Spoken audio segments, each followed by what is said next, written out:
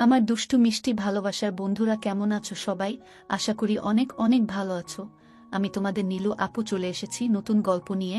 আজকের গল্পটি শুনলে তোমাদের দাঁড়িয়ে যাবে, তাই গল্পটি শোনার আগে অবশ্যই হেডফোন ব্যবহার করো। আজ রবিবার, ছুটির দিন। সকাল সকাল ঘুম থেকে উঠে ফ্রেশ হয়ে চায়ের কাপ হাতে যেই না নিউজ পেপারটা নিয়ে সবে মাত্র একটু নাড়া চাড়া করতে যাব, অমনি দেখি ট্রিং ট্রিং করে পকেটে রাখা মোবাইলটা হঠাৎই বেজে উঠল। এই সাত সকালে আবার কে ফোন করল রে ভাই? ধুত্তোর, ভাল লাগে না আর। সকাল বেলা উঠে যে একটু খবরের কাগজটা দেখব তারও আর জো নেই দেখছি। যত সব আজে বাজে লোকজন। এই সাত সকালে উঠে কোনো কাজ কর্ম কিচ্ছু নেই, ফোন করে শুধু লোককে বিরক্ত করছে। খানিকটা রেগে গিয়ে ফোনটা হাতে নিয়ে আননোন নম্বর দেখে ফোনটা তুলে ঝাঁঝিয়ে উঠে বললাম, হ্যালো। কে মশাই আপনি? এই সাত সকালে ফোন করে অযথা বিরক্ত করছেন? Hello, good morning sir. Am I speaking to প্রাঞ্জল?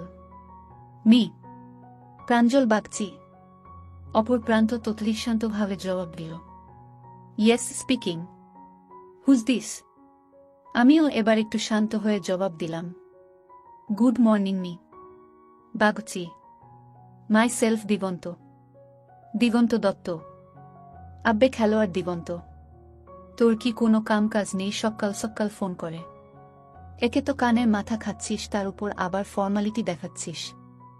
ওপার থেকে একটা খ্যাক খ্যাক করে হাসির আওয়াজ এলো, আর দিগন্ত বেটা বলল, আসলে তুই এতটা রেগে যাবি তা তো ভাবতে পারিনি, তাই ভাবলাম ল্যাঙ্গুয়েজটা চেঞ্জ করেই দেখি। তোর রাগটা যদি একটু পড়ে। আরে বল, কেমন আছিস? কলেজের রিইউনিয়নের পর তো তোর আর কোনো পাত্তাই নেই ভাই। এখন কোথায় আছিস? কি করছিস? যে অফিসে ছিলিস সেখানেই সেটেলড নাকি আবার অন্য কোথাও টয়েন করলি নাকি? পরের পর প্রশ্ন করতে থাকলাম আমি ওকে। আরে তুই তো আমার ওপর একেবারে প্রশ্নের বুলডোজার চালিয়ে গেলি। আমি ভালো আছি, আর তুই? মুচকি হেসে জবাব দিল দিগন্ত। আমিও একদম বিন্দাস আছি। আমি বললাম, আজকে তো তোর ছুটি, তা বাড়িতে বসে বসে করছিসটা কি? চল না একটু বসি কোথাও, বেশ জমিয়ে আড্ডা দেওয়া যাবে কি বল? ও আধমোড়া ভাঙতে ভাঙতে জিজ্ঞেস করল। হ্যাঁ, তাহলে এসপ্ল্যানেডে যে রেস্টুরেন্টটায় আমরা বসে আড্ডা মারতাম না, সেখানেই চলে আয় 12টার মধ্যে। ঠিক আছে, আজ তাহলে মিশন এসপ্ল্যানেড, ঠিক দুপুর 1-2টায়। আমি টেবিল বুক করে দিয়ে নম্বরটা তোকে টেক্সটও করে দিচ্ছি। ঠিক আছে, করে দে। করে দে। ওকে, রাখি তাহলে। হ্যাঁ হ্যাঁ, রাখো রাখো। রেস্টুরেন্টে ঢুকে দেখলাম নির্দিষ্ট টেবিলের সামনে, গিয়ে দেখি এখনও এসে পৌঁছেনি দিগন্ত। ওর বয়সটা কতই বা আর হবে? হয়তো আমারই মতো হবে, বছর 34। আমাদের বন্ধু মহলের সব থেকে সুন্দর দেখতে বোধহয় ওই ছিল। যেমন ফর্সা তেমন লম্বা, আবার তেমনি জিম করে পেটানো নির্মেদ একটা চেহারা, আর হাইটটাও খারাপ নয়, 6 ফুটের মতো। মেয়ে মহলে ওর দারুণ কদর, একেবারে অ্যাটিটিউড। ওর কিন্তু কলেজের মেয়েদের দিকে খুব একটা বেশি আকর্ষণ ছিল না। বৌদি থেকে এয়ার হস্টেস কাউকে বাদ দিত না ও। এরা সবাই নাকি ছিল ওর ক্লায়েন্ট। কলেজে পড়তে পড়তেই এটাই ওর পার্ট টাইম জব ছিল। বলতে গেলে পাক্কা মেল জিগোলোতে পরিণত হয়েছিল ও। কিন্তু ওই যে কথায় বলে না, অল্প বয়সে পাকলে ওইটা তার দুঃখ চিরকাল। ওরও না ঠিক সেই অবস্থা, নাকি সেই 15 বছর বয়স থেকেই ওর ঘাটের খেয়ে আসছে, আর খেয়ে খেয়েই এই অবস্থা করে ফেলেছে। সেই সময় ওর বাংলার দিদিমণিকে দিয়ে সেই যে শুরু করেছিল, তারপর থেকে ব্যাপারটা ক্রমেই ওর নিত্য নৈমিত্তিক কাজে পরিণত হয়। এসবের জন্য তো আমরা আবডালে ওকে দিগন্ত বলেই ডাকতাম। তবে আমি আসার বেশ কিছুক্ষণ পর এসে পৌঁছল ও। এই তোর সেই লেট করে আসার রোগটা তোর আজও গেল না দেখছি। দূর, ট্রাফিক জ্যামে ফেসে গিয়েছিলাম। আর তাছাড়া আমি কি তোর সঙ্গে এখানে প্রেম করতে এসেছি নাকি, যে ঠিক সময়ে এসে পৌঁছতেই হবে? না হলে ও আমাকে 2-4 কথা শুনিয়ে দেবে। একটা বিশেষ কাজে তোর একটু সাহায্য লাগবে, তাই ডেকেছি। ও তাই বল, দরকার ছাড়া তুই যে আর এমনি এমনি আমার সাথে দেখা করবি না, সেটা না আমিও বুঝতেও পেরেছিলাম। নে নে, এবার আর ভনিতা না করে আসল কাজের কথাটা বলতো। হ্যাঁ, সেটা তো বলবই, আর বলো বলেই তো তোকে ডেকেছি। কি জানিস তো, অনেক ভেবে দেখলাম একমাত্র তুই, হ্যাঁ তুই আছিস যে আমাকে এই সমস্যা থেকে উদ্ধার করতে পারিস। তুই ছাড়া অন্য কারোর পক্ষে কাজটা করাটা বিপজ্জনক। কারণ এটা একটা পারিবারিক সম্মানের প্রশ্ন। কাজটা সারতে হবে অত্যন্ত গোপনে। তবে শুরু করার আগে একটু ব্যাকগ্রাউন্ডটা তোর জানা দরকার। না হলে পরবর্তীকালে বাকিটা বুঝতে সমস্যা হতে পারে। বল শুনি, কি তোর সেই বিশেষ কাজ যার জন্য আবার আমাকে ছাড়া তো চলবেই না? বলবো, সব বলবো। হ্যাঁ, তার আগে দাঁড়া, অর্ডারটা দিয়ে দি ওয়েটার। ও ডাকতেই পাশে একজন দাঁড়ালো। স্যার, আপনারা কি নেবেন? ওয়েটার এসে জিজ্ঞেস করল। কিরে, কি নিবি? বলে দে ওকে। মেনু কার্ডটা আমার দিকে বাড়িয়ে দিয়ে জিজ্ঞেস করল দিগন্ত। আমার কোনো চয়েস নেই, তুই যা ভালো বুঝবি তাই কর। মেনু কার্ডটা ঠেলে ওর দিকে সরিয়ে দিয়ে বললাম আমি। ওকে, বলে দিগন্ত মেনু কার্ডটা দেখে দুজনের জন্যই অর্ডার করে দিল কফি আর সঙ্গে হালকা কিছু স্ন্যাক্সও। ওকে স্যার, বলে অর্ডার নিয়ে চলে গেল ওয়েটার। যাই হোক, এবার আমি আমার ফ্যামিলির সাথে তোর একটু পরিচয় করিয়ে দিই কেমন? আমার ফ্যামিলিতে আমি আর আমার বাবা মা ছাড়াও আমার বউ আছে। আজ কালকার দিনে একটু বেশি বর, তাই না? তোর মতো ছেলের জন্য দুটো কেন 10টা বউ থাকলেও আমি এতটুকু অবাক হতাম না। বিশ্বাস কর। ওকে ঠেস মেরে হাসতে হাসতে ব্যঙ্গ করলাম আমি। আরে ফাটা বাসে আমার সুপারিটা আটকে গেছে তো। তাই আমাকে বাগে পেয়ে চুলকে দিচ্ছিস বল? চলকা চলকা, যত পারিস চলকা। তবে তার আগে আমার কথাটা মন দিয়ে শোন। শোনো ভাই, একটু শুনে নে। বল দিগন্ত। হ্যাঁ বল। ওর অবস্থা দেখে আমি হাসতে হাসতে বললাম। শোনো তবে, ও বলতে শুরু করল। ব্যাপারটার সূত্রপাত বছর দুয়েক আগে থেকে বুঝলি, যখন থেকে আমার বাবা মা আমার জন্য সম্বন্ধ দেখা শুরু করেছিলেন। আর তুই তো ভালো করেই জানিস আমি তো এই বিয়ে ব্যাপারটাতে একেবারে নাছোড় ছিলাম। কারণ এই বিগত 16-17 বছর ধরে রোজ বিনা লাইসেন্সে গাড়ি চালানোর মজা নিয়ে এসে হঠাৎ করে কাউকে যদি শুনতে হয় তোমাকে এবার গাড়ি চালানোর জন্য অফিসিয়ালি লাইসেন্স নিতে হবে, না হলে তুমি আর স্টিয়ারিং বসতে পারবে না, তাহলে কার না রাগ উঠে বলতো ভাই? স্বভাবত এই আমারও উঠেছিল। তাই বাবা মার উপর খানিক রাগ দেখিয়ে প্রথমে দিল্লি, তারপর সেখান থেকে ব্যাঙ্গালোরে ট্রান্সফার নিয়ে নিই। আর সেই তখন থেকেই আমি বাইরে। যে কোম্পানিতে প্রথম ঢুকেছিলাম সেটা ছেড়ে এখন অন্য একটা ভালো জায়গায় আছি। এই বছর খানেক আগে বাবার অসুস্থতার খবর পেয়ে ছুটি নিয়ে বাড়ি আসি। এসে দেখি বাবা আমার বহাল তবিয়তে আছেন। বুঝলাম বাবার অসুস্থতার ভুজো খবর পাঠিয়ে আমাকে ডেকে এনে বিয়ের পিঁড়িতে বসানোর এক উৎকৃষ্ট প্রচেষ্টা। এরই ফাঁকে দেখি আমাদের খাবার চলে এসেছে। টাক মুখ চালাতে চালাতে জিজ্ঞেস করলাম, তারপর তুই কি করলি? কি আবার? সিন ক্রিয়েট করার হালকা একটা চেষ্টা চালিয়েছিলাম বটে, কিন্তু তাতে কোনো লাভ হলো না বুঝলি। কারণটা হচ্ছে আমার পরিবারের সবাই এ ব্যাপারে আমার একেবারে বিরুদ্ধে চলে গিয়েছিল। একজনকেও আমার পাশে পেলাম না, যে কিনা আমার পাশে দাঁড়িয়ে আমার ফলে কথা বলবে।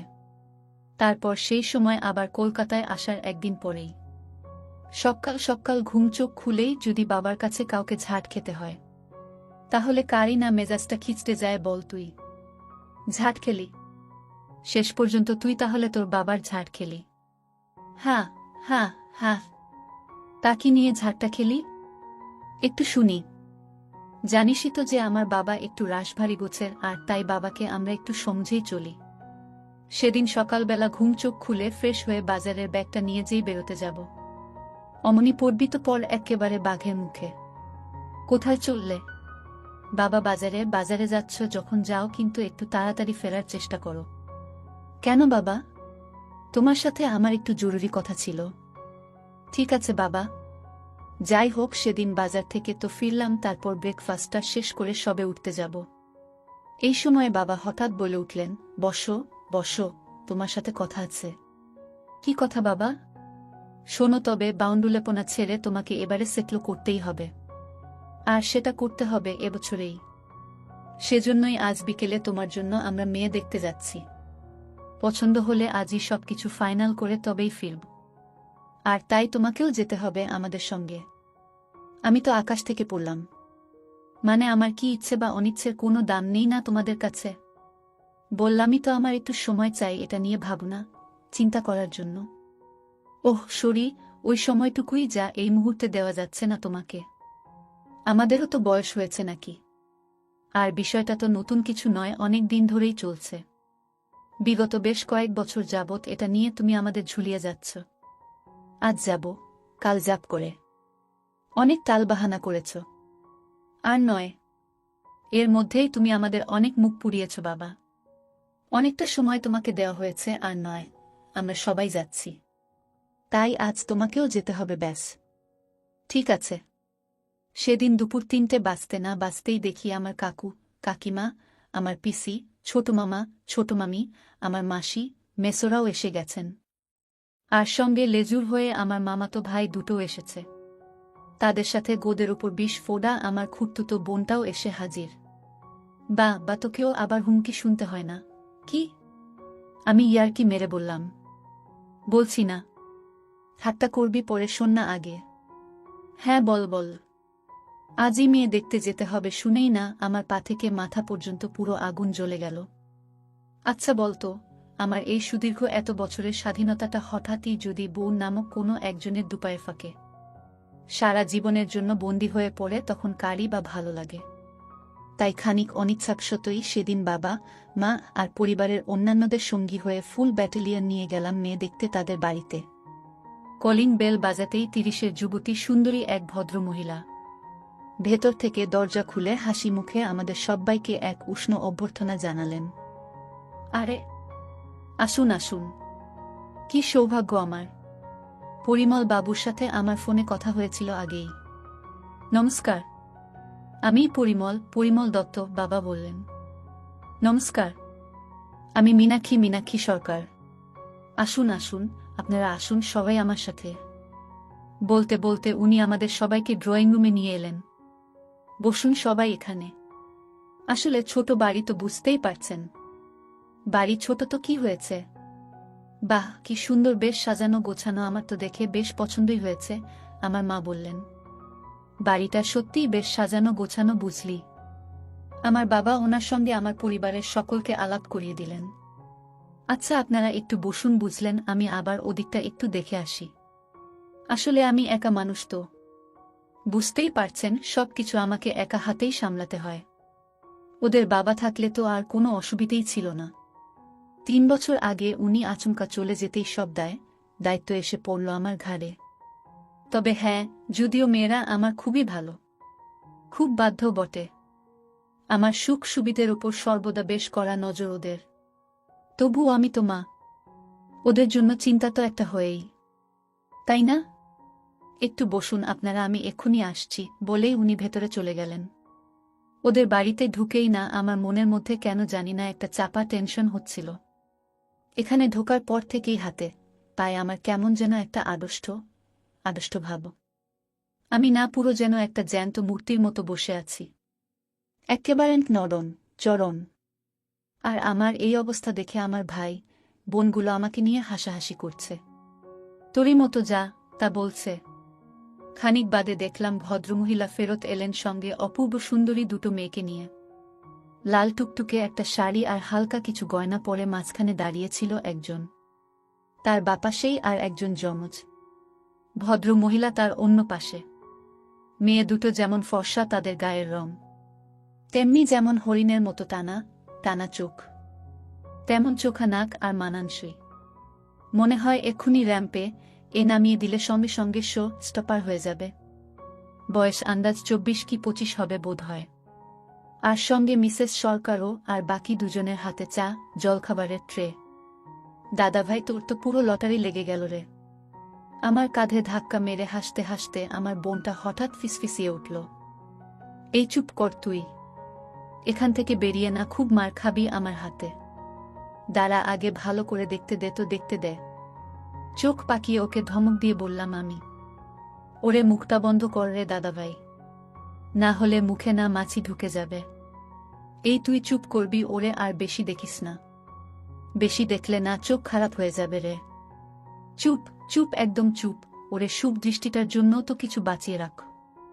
আমি ওদের দিকে তাকিয়ে অল্প অল্প হাসতে হাসতে সবার অলক্ষ্যে কাকন মানে আমার বোনের থাইতে একটা হালকা চাপড় মেরে বললাম, তুই আপাতত একটু চুপ কর প্লিজ, তোকে আমি পরে দেখছি। এদিকে ওনারা হাসি মুখে ট্রেগুলো আমাদের সামনের সেন্টার টেবিলটায় নামিয়ে রেখে বললেন, নিন আপনারা একটু। যত সামান্য আয়োজন আর কি। এই আমার বড় মেয়ে তৃণা, আর ও হলো আমার ছোট মেয়ে তৃষা। তৃণা মা আমার। ট্রেটা টেবিলে নামিয়ে রেখে গুরুজনদের সবাইকে প্রণাম করো।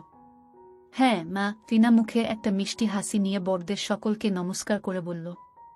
প্রথমে ও আমার বাবাকে দিয়ে শুরু করল, তারপর একে একে সকল গুরুজনকে। বাবা বললেন, বা বেশ ভালো সংস্কার দেখছি আপনার মেয়ের। ওর প্রণাম নিয়ে বললেন, বেঁচে থাকো মা, বেঁচে থাকো, আশীর্বাদ করি, সুখী হও মা, খুব সুখী হও। বুঝতেই তো পারছেন মাথার উপর তো ওদের বাবা নেই, সবকিছু আমাকে একা হাতেই সামলাতে হয়। হ্যাঁ আমার মেয়েরা আমার যথেষ্ট খেয়াল রাখে। ওদের বাবার মৃত্যুটাকে আমাকে ভুলিয়ে রাখার চেষ্টা করে আপ্রাণ। ওদের কাজ কেরিয়ার সামলেও সবসময় ওরা দুই বোনই যতটা সম্ভব সাহায্য করে আমাকে। বললেন মীনাক্ষী সরকার, আমার হবু শাশুড়ি। মেয়েটাকে দেখে না আমি আর পছন্দ না করে থাকতেই পারলাম না। এদিকে আমার তরফ থেকে গ্রিন সিগন্যাল পেয়ে আমাদের গুরুজনেরা আমাদের বিয়ের কথাটা পাকা করে ফেললেন। যথাসময় আমাদের বিয়ের দিনটাও ঠিক হয়ে গেল। সামনের অঘ্রাণের 15 তারিখ। হাতে বেশি সময় নেই, তাই বিয়ের জন্য আবার দিন কুড়ির ছুটি নিয়ে এসে জোরদার শপিং করতে শুরু করলাম। আমার বাড়ির লোকেরা ওদের নিজেদের মতো করে শপিং করতে লাগল। আর এদিকে আমরা মানে আমি, তৃণা, মীনাক্ষী দেবী আর তৃণার যমজ বোন তৃষা। তৃষার লুকস, গায়ের রং ও ফিগার যেন দ্বিতীয় তৃণা। তবে দুবোনের মধ্যে পার্থক্য একটাই, তৃণা একটু মুখচোরা টাইপের। কিন্তু তৃষা আর মীনাক্ষী দেবী যেমন খোলামেলা আড্ডাবাজ, তেমন হুল্লোড়বাজ, তেমনি আবার হুজুগেও বটে। শপিং করতে গিয়ে আমাদের 4 জনের মধ্যে এমনই ভালো একটা বন্ডিং তৈরি হয়ে গেল যে মনে হলো সেটা খুব সহজে ভেঙে পড়ার নয়। কথায় কথায় বুঝলাম আমার থেকে আমার হবু শাশুড়ির বয় পার্থক্য খুব একটা বেশি নয়। তবে এই বয়সে বিধবা হলে যা হয়, তাই বোধহয় আমাকে পেয়ে উনি হাতে চাক পেলেন। আর তৃষা, তার কথা কি আর বলব, সে তো তার মায়ের থেকেও এক কাঠি উপরে। সে তো সুযোগ পেলেই আড়ালে আবডালে নানা আছিলায় আমার মাঝের পায়ে হাত বুলিয়ে দিচ্ছে। তবে অবশ্যই তার মা আর দিদির চোখকে বাঁচিয়ে। যাই হোক, বিবাহ নামক পর্বটা তো যথাসময়ে ভালো ভালো সম্পন্ন হল। কিন্তু এর আসল মজাটা টের পাচ্ছি আমি বিয়ের ঠিক মাস 7 বাদে, এই এখন যখন কলকাতা অফিসে ট্রান্সফার নিয়ে ফেরত এলাম। 4 দিক থেকে শুধু নেমন্তন্ন আর নেমন্তন্ন। ছুটির দিন হলেই শুধু আত্মীয়ের বাড়ি বাড়ি ঘুরে বেড়ানো। সেরকমই এই শনিবার গিয়ে ওদের বাড়িতে গিয়ে হাজির হলাম আমি আর তৃণা। জোট ছেড়ে বেরোনোর পর এ বাড়িতে আমার প্রথম আগমন। বাড়িতে সেদিন আমরা 4টে মাত্র প্রাণী। ঠিক হলো দিন কতক থাকব। দুপুরে খাবার পর খানিক গপ্প গুজব করে আমি তৃণার ঘরে বসে একটু রেস্ট নিচ্ছিলাম। ঘুমিয়ে পড়েছিলাম বোধহয়। পরিচিত একটা মিষ্টি গন্ধ নাকে আসতেই না আমার ঘুমটা গেল ভেঙে। চোখ মেলে দেখি তৃণা দাঁড়িয়ে আছে আমার জন্য চা নিয়ে। যাই হোক, আমি উঠে বসলাম। কি গো, লাইটটা জ্বালাওনি কেন? সন্ধে হয়ে গেল তো। চায়ের ট্রেটা বেড সাইড টেবিলে রেখে টিউব লাইটটা জেলে দিয়ে বলল তৃণা। ও হো তৃণা, অনেক বেলা হয়ে গেল না গো? আধ মোড়া ভাঙ্গতে ভাঙ্গতে জিজ্ঞেস করলাম আমি। হ্যাঁ তা অবশ্য একটু হয়েছে বটে। ইস, তাহলে ডেকে দাওনি কেন? একটু বেলা হয়েছে তো কি হয়েছে? সারাদিন তো অফিস অফিস করে ভালো করে ঘুমতেও পাও না তুমি, তাই ছুটির দিনে একটু ঘুমোচ্ছ যখন, তখন আর ডাকিনি। যাও যাও, এখন বাথরুম থেকে হাত মুখটা তাড়াতাড়ি ধুয়ে এসো তো দেখি, তারপর আমরা একসঙ্গে চা খাবো কেমন? তারপর দরজা বন্ধ করে বসে গেল ড্রেসিং টেবিলের সামনে চুল আঁচড়াতে।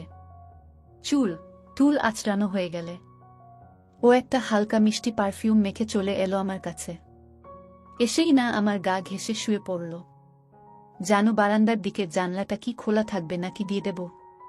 বেশ তো ফুরফুরে একটা হাওয়া দিচ্ছে, ওটা বরং খোলাই থাক বুঝলে। আচ্ছা, তাহলে যদি লাইটটা অন্তত নিভিয়ে দিই তাহলে কি তোমার খুব একটা অসুবিধা হবে? ঠিক আছে, বর লাইটটা যদি চাও তাহলে আপাতত তুমি নিভিয়ে দিতেই পারো, কিন্তু এই নাইট ল্যাম্পটা জ্বালা থাক, কি বলো? আমি জবাব দিলাম।